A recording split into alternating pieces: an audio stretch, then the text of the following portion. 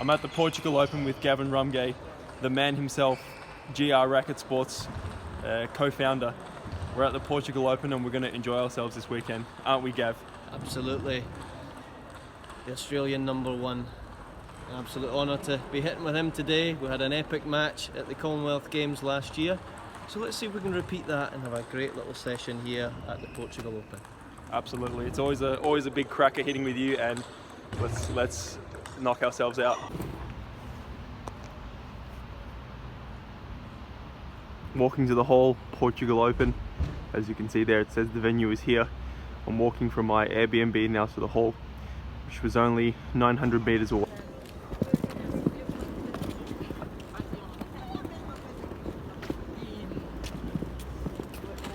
Now I know I've arrived to the hall. I am where I am meant to be. Your destination is on the left.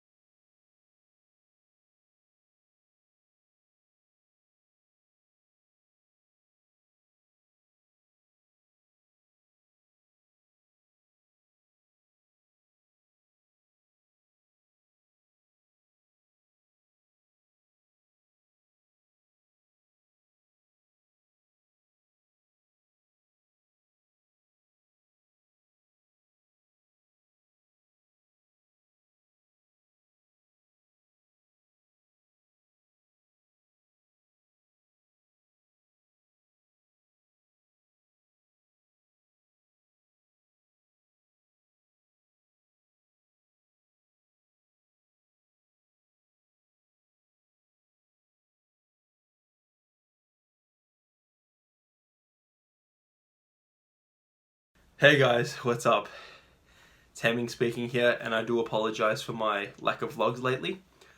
It's been a very tough bit of time lately, moving back to Australia and completing my final year of university on top of a full-time training load. But again, no excuses, and I do apologise for the lack of vlogs lately. I'm going to try my best to make this a regular, keep you guys in the loop with what's going on in my professional table tennis life.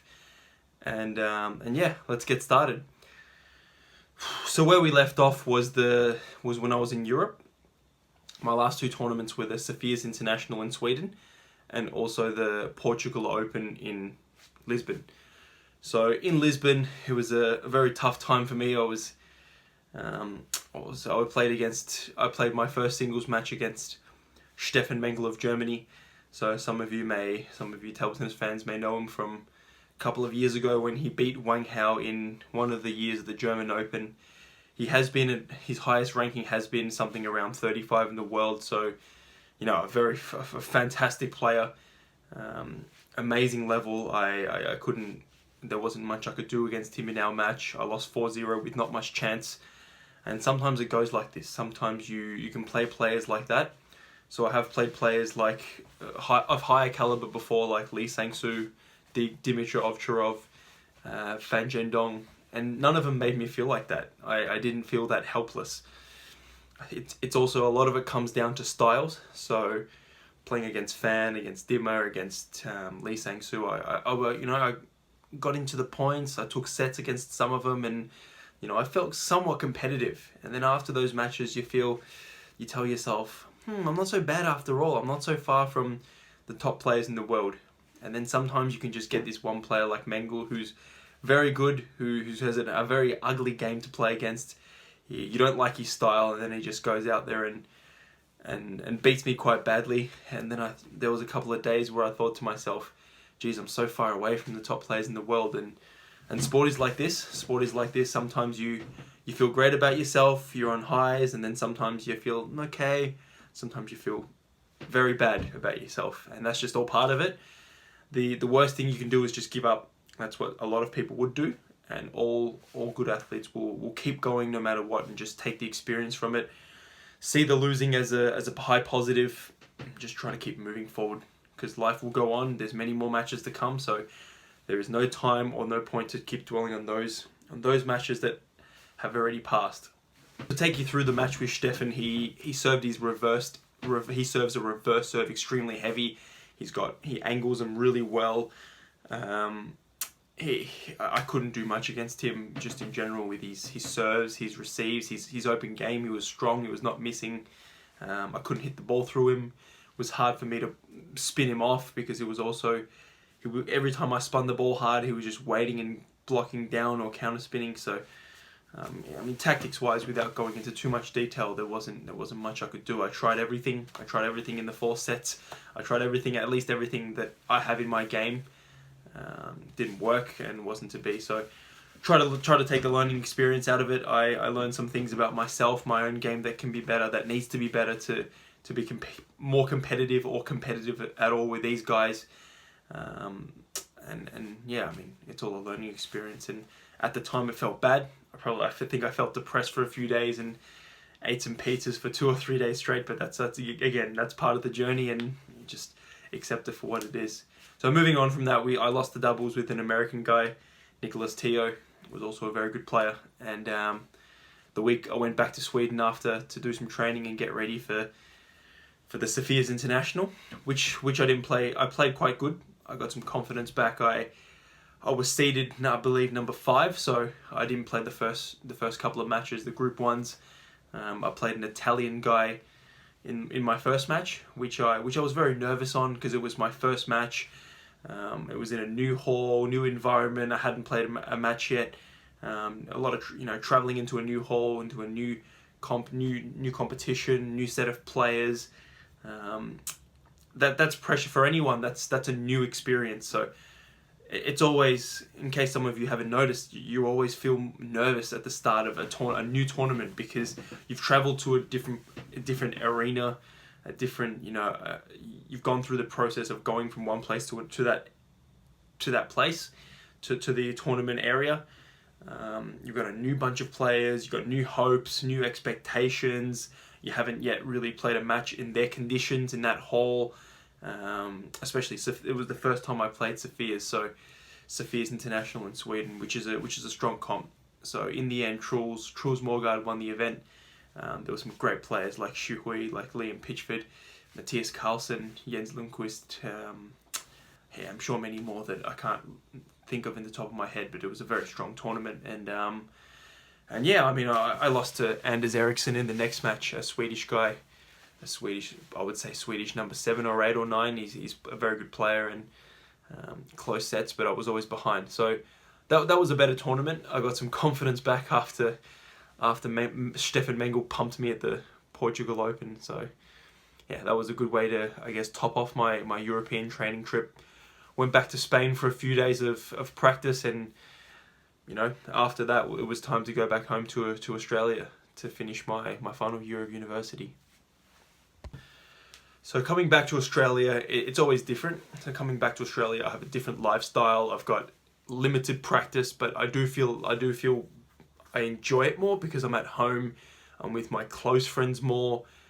But in a way, I love to go to Europe, because that's where I know I'm playing the most table tennis, the best table tennis, training with the best players possible, and also playing as much the best competitions possible, and also the most I can. I would also say the differences are here, where Australia, I feel secure, I'm at home, I'm with my close friends, but I'm not getting as much table tennis as I hope, or as many training partners, quality of training partners, quality competitions. In Europe, I am getting that, whereas it can get lonely by myself. I don't feel at home. I make friends quite easy. I'm pretty open, but I don't have as many or any close friends. There just aren't as many there as there are back here in Australia. So that's always that's always very, very, very difficult for any athlete in any sport that plays professionally in another country other than their own, especially when it's continents and continents away, where it costs like €1,000 to go over there, as opposed to where, let's say, if I was living in Germany, but if I was a French guy, then it doesn't cost so much money to go to France or to go back to Germany or etc., whatever it is. So, I mean, if it's easy for every Australian to say, I wish Australia was closer to Europe. Sure, we would go there a lot more, but let's react to how reality is instead of how we wish it was. On the other hand, it's great to have opportunities in Australia to play great events like the Olympic Games, the Men's World Cup, which would be a lot harder to qualify if we had to qualify through Europe instead of Oceania. So I mean, you can look at it both ways. There's positives and negatives to living in both sides of the world, and I think it's an unbelievable opportunity for me to be able to have a great taste of both, and I feel very grateful and blessed to have the opportunities and team around me to make all these opportunities possible, make my table tennis career enjoyable. That's the most important thing for anyone, no matter what level you play at, what you want out of the sport, how much you play. Enjoying it's the main thing. That is the most important thing. Whether you make a living out of it, if you don't enjoy it, that's one of the biggest losses you can have. So coming back to Australia, I had to obviously spend more time in university. I've got about 8 hours a week, and this year I'm going to have to do some full-time work as a school teacher. So that's going to have challenges in itself, but that's for Australian guys. That's normal for what a lot of the people who work full-time do. They work from 9 to 5 or 8 to 5, and then they have their time to go and relax and do what they want after that. I haven't had to do that much in my life. I've chosen to spend more time playing table tennis and studying, or if not just playing table tennis. So this year is going to be a little bit different. It's a busy year with still the Men's World Cup, national championships, lots of events that I want to win, that I want to qualify for and win. It's also Olympic year, so that's another great opportunity which I hope to be able to try and qualify for. So it's a busy year, which is good. I like being busy. I like having a lot of things to do. It's just different to when I'm in Europe, where my whole day is 100% based on table tennis, and I would sleep and eat, or all my times would be based just around that. Whereas here it's a little different. I have to work around my university, then I have to go and organise training outside of those hours. So it's good. I love it. I love the opportunities I have to still train once or twice every day, and I'm going to be on Instagram showing you snippets of my days, of my training, and also on YouTube as well. So coming back to Australia, I had a few weeks to get used to the jet lag. I grabbed my hands on playing a competition, a local competition here. It was called the Croydon Open, and I won that. So I won $600 winning the event, and I played solid from the start to the end. So I think I played pretty good, but in big tournaments or day tournaments, it's a little bit of a misconception that when you play players above your level or your own level or lower, or just people telling you if you want to win you have to play very good. That's not always true. You just, the most important thing is you have to be solid. You have to be solid from start to the beginning. That's much more important than I have to play good. So I played in a competition where I would say my level is still higher than all the other people. I'm capable of losing to a lot of the players that are there, but my overall level I would say is higher than the players that enter these local competitions in my state, in Victoria and in Australia. So coming into those, I know I can win or lose. So that's a challenge in itself, and it excites me. And coming out a winner, it gives me confidence for the next upcoming tournaments. There's another one in this weekend which has $1,000 for the winner, Australian dollars. So I'm preparing well. I hope I'm playing well. I'm confident, so I hope to win that. I know some of you will be watching this video that are from Victoria, so hope to see some of you there. And yeah, I mean, give me a shout out. Say hello to me, and I'll gladly say hello back. And I hope you enjoy all these videos. So I'm gonna wrap up there. I'm gonna show you some photos and videos of the last 1 or 2 weeks of my trip in Europe last month, and also possibly some videos in Australia that I haven't put up yet. So I'm gonna try to be more consistent, because on Instagram I'm very consistent, posting daily, but on YouTube it's to be honest not good enough.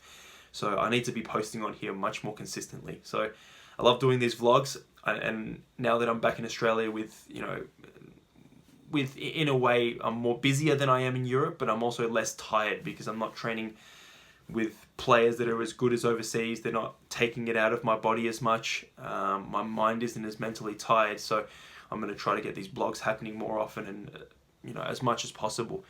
But I'm sure I'll mention this in the next vlog, that the next big tournaments that I have coming up are the Nationals in early April, and then the very next day we're going to fly to Hungary for the World Championships. So we're going to prepare in Europe a few days early, and then we're going to play the World Championships itself. So, you know, a tournament this weekend, and then those 2 tournaments the fortnight after. So a lot of good stuff that I'm looking forward to, and I'm going to keep you all posted.